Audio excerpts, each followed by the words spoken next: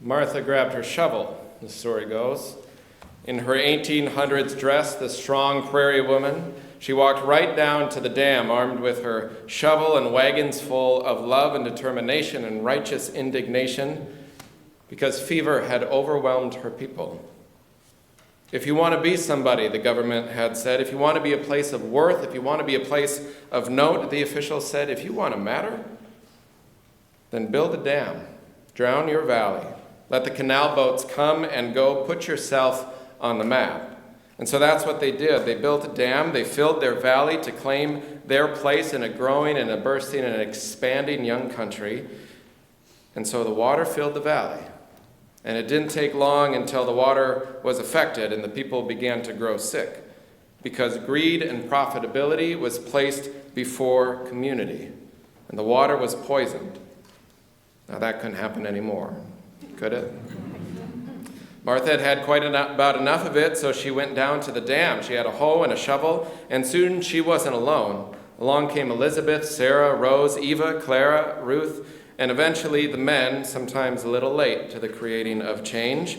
They came around too, Calvin, Eli, Scott, Timothy, David, Paul, and together before the sun came up, they tore down that cursed wall and let the valley drain so that the wells could be clear again so they could find the healthy water of earth. Not a single soul or a jury or judge could think to fine or jail them for tearing that down. And so the story ends by proclaiming, when it's time to say enough and to set things right and the whole world is waist deep in trouble, never doubt or question the power of love and one woman with a shovel. The story is from a Quaker singer and songwriter, Carrie Newcomer. It's based on a true short story by Scott Russell Sanders.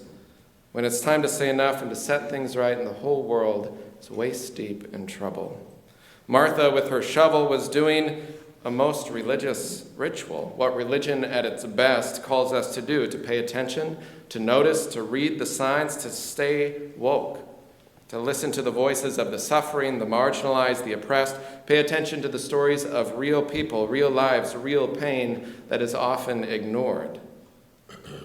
Ground yourself in who you are called to be.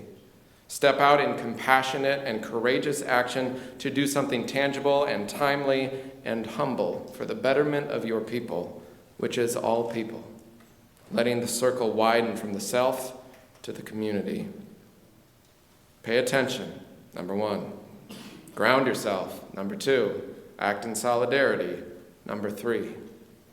It's like a phrase that my mother would often say, which she heard from her dad, a Lutheran pastor. When you pray, you got to move your feet. You got to do something. Otherwise, prayer is just self-centered reflection. But if it doesn't inspire you to act in service and humility and collaboration and justice in the world, then you're doing it wrong. I don't know about you, but for me, we're living in some tense times right now. Tense political realities, hard conversations in the wider culture, hard conversations in our own small denomination around institutional racism, unconscious bias, and white supremacy.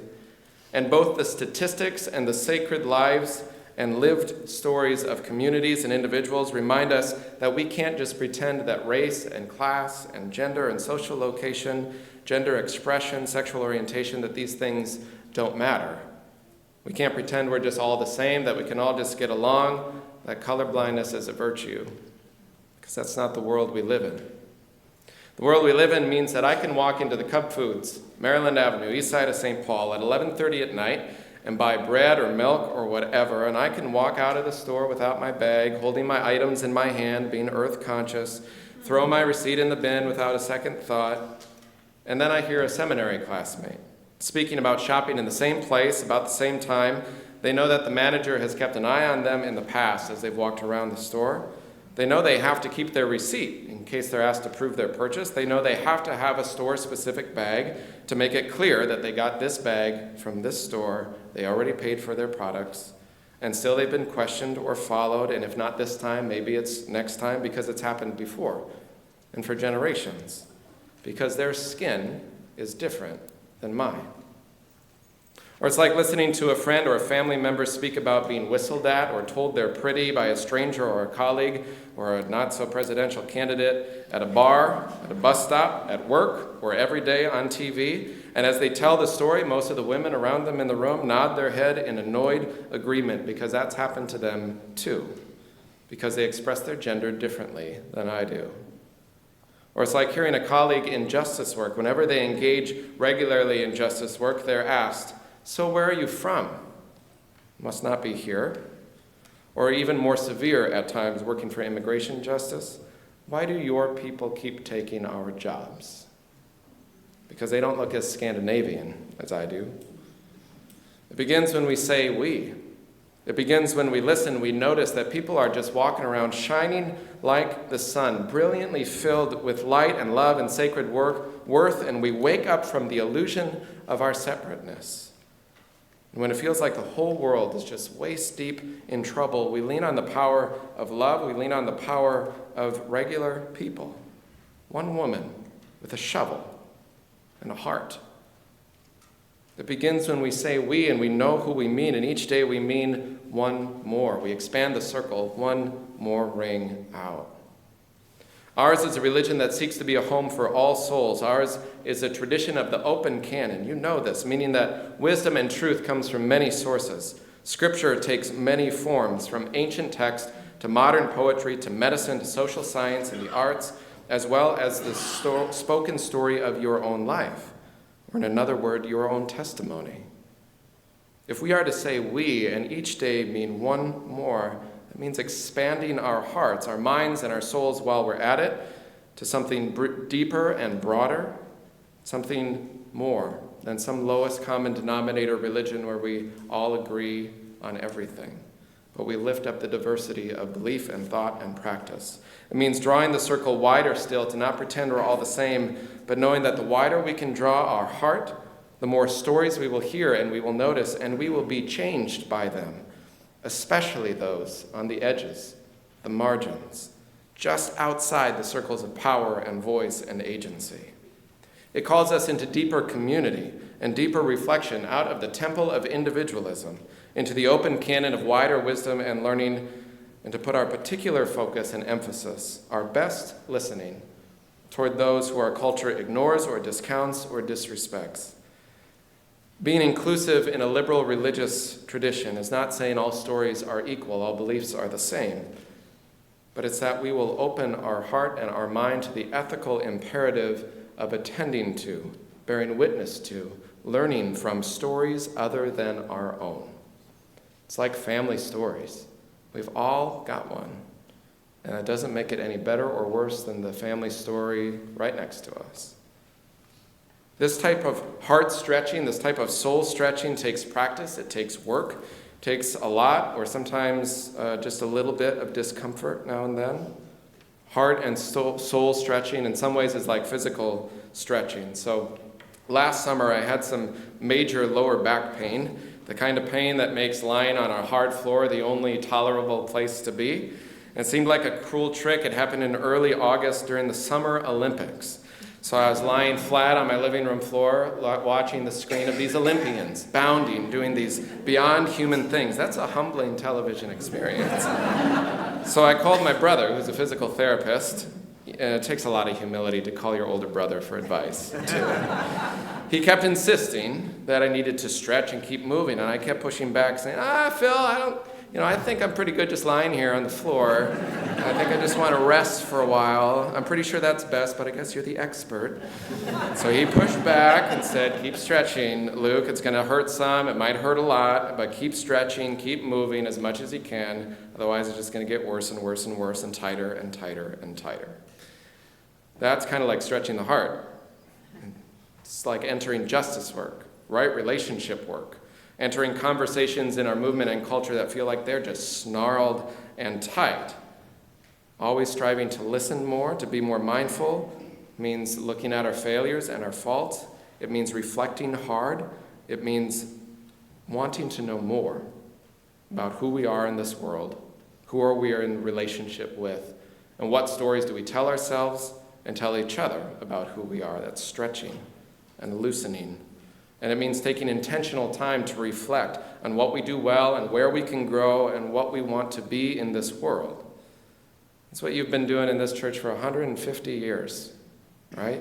Sometimes great, sometimes hard, just like any good religious institution, like any good institution. That's what we've been doing during this time of transition in this church, and at its best, that's what churches always do. Regularly check in about what they do well, where they can grow, how they can live their mission and values the best they know how, faults and all.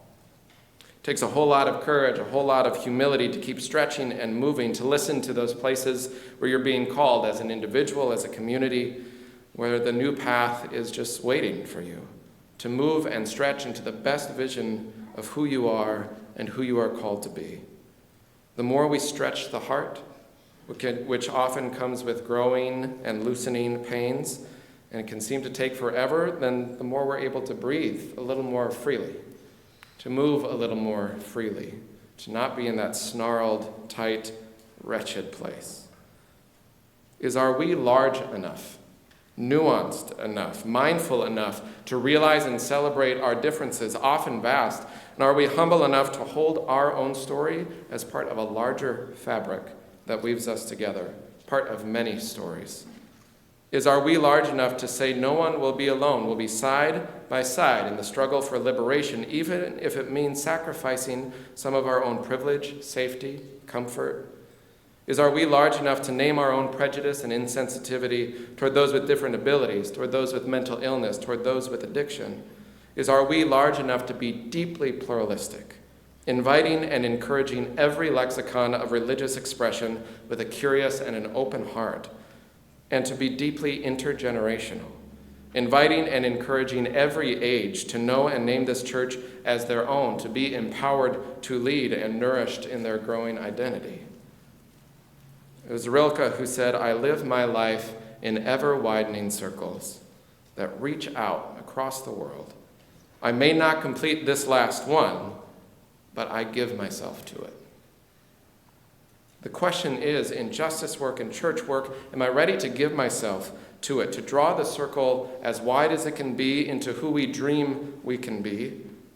And if we're giving our lives to it, are we ready to pick up a shovel? Even if we've been doing it for years, can we pick it up again, do our small part in our small corner of the world? Am I ready to tear down the dam and build up something beautiful, build up something loving, build up something inclusive, and to do it together? Are you ready to tear down that dam and grab your shovel and get to work and keep building the beloved community by drawing that circle wider and wider? It starts when you say we, and each day you mean one more. May it be so. Amen.